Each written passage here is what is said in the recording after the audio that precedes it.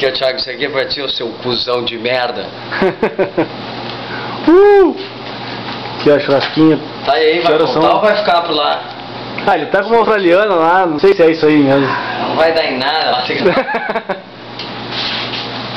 Aqui, ó. Usar. Isso?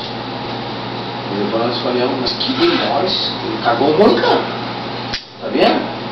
O Gol. E o Grêmio? Que nós vamos te falar do Grêmio, né, cara? Não sei, mas eu acho que o Thiago é um cara inteligente. O Thiago é um cara inteligente, já até tá acompanhando, né? Qual é que é? Aí, ó. Ali, ó. Né, aqueles dois lá, eles estão só rasgadeira e não sei o que. Muita historinha. Olha ali, ó. Aquela hora foi a fuder um pouco, né? Mas agora não.